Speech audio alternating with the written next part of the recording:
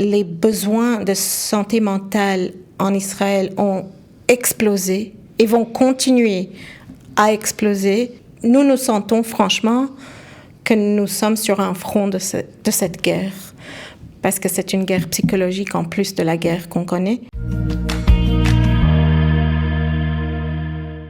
Elle s'appelle Hadassa Jakubowicz-Pardès. Elle a créé il y a quelques années Beth Daniela. On avait eu le plaisir de l'accueillir sur ce plateau. Pour ceux qui ne connaissent pas cette institution salvatrice, eh bien restez avec nous. Elle s'occupe des jeunes et en ce moment, on en a énormément besoin. Hadassa Jakubowicz, bonjour et bienvenue. Bonjour. Vous avez créé Beth Daniela il y a combien de temps ? Il y a 5 ans, ma fille Daniela est décédée et j'ai créé Beth Daniela en sa mémoire. Elle souffrait de quoi ?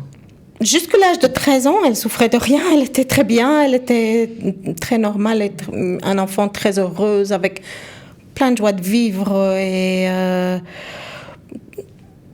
beaucoup d'amis, artistes et athlètes, et très bien. Et elle aimait beaucoup les siens. Vraiment, c'était surprenant qu'à 13 ans, elle est tombée dans une anorexie. Et ça l'a amenée jusqu'à l'hôpital. Elle a fait tout le processus à l'hôpital. Et quand elle est revenue à la maison, on a cherché la suite. Pour elle, on a essayé de la réintégrer à son école. On n'a pas réussi. C'était trop difficile, trop abrupt, le changement. On a cherché un programme de jour qui pouvait lui donner une structure, un désir de vivre, et on n'a pas trouvé. Et malheureusement, j'ai difficile à le dire chaque fois. Elle a mis fin à sa vie et ça nous a laissé avec un désespoir et un sentiment qu'il fallait faire quelque chose pour ne pas que ça se reproduise dans d'autres familles. Bien sûr. Et donc, nous avons créé ce qui nous manquait pour elle. Alors, vous avez créé une maison magnifique. Quel genre de personne vient en général chez vous ? Est-ce qu'il y a une limite d'âge ? Et qu'est-ce que vous leur apportez comme soin ? Alors, les enfants, je dis enfants, mais ce sont des adolescents en fait, entre 13 et 18 ans. Nous sommes un centre de jour pour des adolescents qui ont des problèmes de santé mentale, des troubles obsessionnels compulsifs, des dépressions, des problèmes de trauma, post-trauma, des troubles alimentaires. Ils viennent ou bien après une hospitalisation psychiatrique, ou bien ils viennent parce qu'ils ne peuvent plus aller à l'école et leurs parents cherchent une solution, ou leur thérapeute, ou leur yoetset, ou leur assistant social les envoie. Ils viennent chez nous le matin, 8h, ils restent jusqu'à 15h. Et ils ont des cours, nous avons une école, ils étudient les maths, l'anglais, l'hébreu, l'histoire, Ezrachut, Tanakh. Et ils ont les soins, la psychothérapie chez nous. Nous avons des psychiatres, des psychologues, des assistants sociaux, des madrichim, des profs. Il y a aussi tout le travail avec les chiens qui est absolument extraordinaire.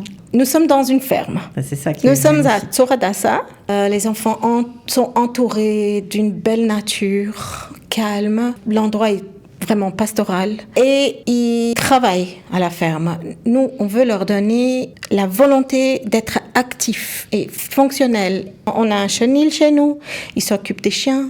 Il y a des chevaux, ils s'occupent des chevaux, ils montent, on a des thérapeutes à l'aide des chiens, on a des thérapeutes à l'aide des chevaux. C'est un travail absolument extraordinaire et tout à fait adapté à ce genre de pathologie, parce que oui, c'est vrai que ça paraît fou, mais c'est comme ça que ça s'appelle, il n'y a pas d'autre terme. Alors, vous avez parlé des traumas, des post-traumas. Évidemment, dans la situation dans laquelle on vit, on imagine que vous avez pensé pensez à tous les gens du Sud qui ont été évacués et tous les gens qui ont vécu au Sud, au Nord, voilà, des traumatismes terribles qui sont imprimés dans leur chair. Alors pour l'instant, on n'est pas encore au moment de la reconstruction. Les enfants sont rescolarisés sur leur lieu, on va dire, d'accueil, mais ils vont peut-être rentrer chez eux et les choses vont devoir reprendre une certaine normalité. Est-ce que vous avez pensé à créer un Beth Daniela ailleurs? Quand j'ai créé Beth Daniela, je l'ai fait parce que j'ai vu un trou dans le système médical en Israël. Et j'ai vu ma fille tomber dans ce trou et je ne voulais pas que d'autres enfants tombent dans le trou. Jamais on a pu s'imaginer ce qui allait se passer. Bien sûr. Le 7 octobre, et jamais on a pu s'imaginer l'ampleur qu'allait devenir ce trauma, et les besoins de santé mentale en Israël ont explosé et vont continuer à exploser. Et nous sentons franchement que nous sommes sur un front de cette guerre, parce que c'est une guerre psychologique en plus de la guerre qu'on connaît. Et voilà, maintenant nous sommes dans une situation où les enfants, partout en Israël, sont dans le trauma, spécialement ceux qui sont dans le sud et dans le nord, qui sont évacués. Nous voulons, à Beth Daniela, nous sommes pleins, parce que nous sommes toujours pleins. Il y a toujours une liste d'attente. C'est une petite structure et il y a toujours une liste d'attente. Mais nous travaillons maintenant sur un projet que nous voulons ouvrir une classe supplémentaire. Les classes chez nous sont petites. Dans chaque classe, il y a 8 enfants. Nous voulons ouvrir une classe supplémentaire et nous donnons priorité aux enfants qui ont été évacués. Ça, c'est important. Certains d'entre eux ont vu les atrocités, certains d'entre eux ont perdu des membres de leur famille et ils sont dispersés partout en Israël. Donc, nous voulons les accueillir. Il y aura une solution de logement pour eux ou pas? C'est simplement... Alors, nous sommes à un centre de jour, c'est pour ça. Mais... nous aidons pour trouver des logements s'il le faut. Et aussi des transports, parce que nous travaillons avec le ministère de l'Éducation pour qu'il donne des transports.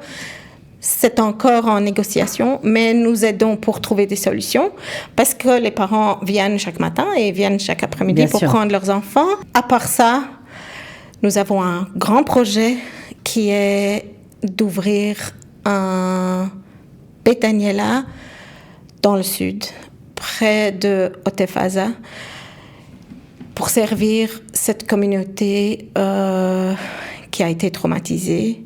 Un magnifique projet, Hadassah, mais est-ce que vous pouvez le mettre en place tout de suite? Ça fait 5 ans que nous travaillons sur ce projet. Ça fait 5 ans que nous travaillons petit à petit pour avoir la reconnaissance du ministère de l'Éducation, du ministère de la Santé, des Coupot-Cholim. Aujourd'hui, c'est fait tout ça. Tout est en place. Okay. Et nous avons un modèle qui fonctionne. Et nous devons maintenant, et nous pouvons maintenant, reproduire exactement ce qu'on a construit pendant 5 ans et le faire ailleurs. Et donc...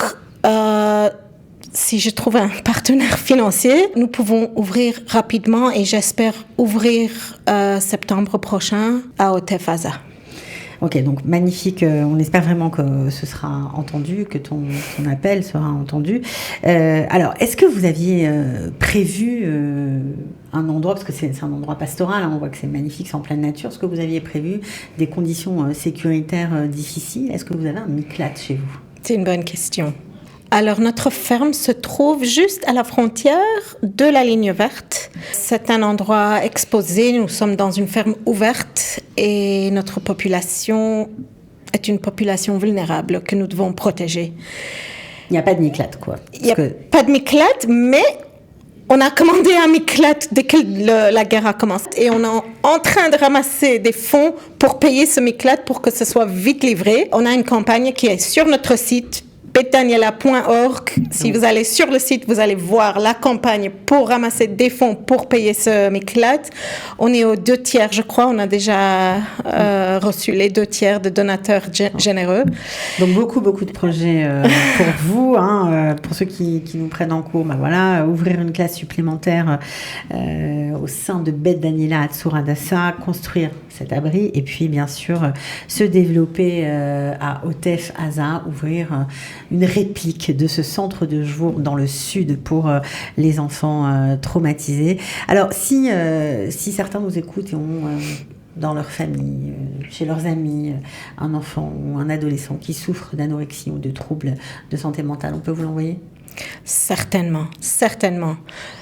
Envoyez-les, on veut ouvrir cette classe supplémentaire maintenant. Si vous avez un enfant, si vous connaissez un enfant qui correspond au profil, qui a une dépression, qui a vécu un trauma, qui a un trouble alimentaire, qui a des comportements obsessionnels, qui se fait mal, qui a des idées suicidaires, qui a besoin de plus de soutien qu'ils peuvent recevoir à leur école, qui ont besoin d'accompagnement pour trouver la bonne école, parce que nous les guidons, ils restent chez nous quelques mois et nous les guidons et nous les accompagnons. Ouais, je crois que même après, vous avez un programme pour les anciens, quoi. Alors, les anciens reviennent une fois par semaine.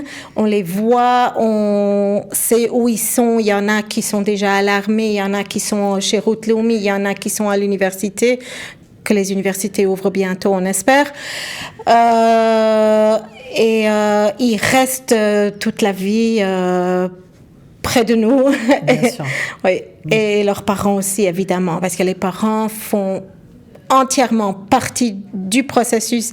Ils viennent, ils rencontrent les assistants sociaux, ils ont c'est une grande famille, quoi. Voilà. Et j'imagine qu'ils doivent parler de leur enfant, expliquer. Enfin bon, bref, ça doit être assez émouvant. En tout cas, un beau projet, une résilience extraordinaire pour vous. Franchement, c'est vrai qu'il y a plus de 100 enfants qui sont sortis de chez vous et qui vont mieux. Et c'est tout à votre honneur. Bravo, franchement, Hadassah, parce que c'était pas évident de faire de votre histoire terrible quelque chose de bien pour le monde et pour les autres.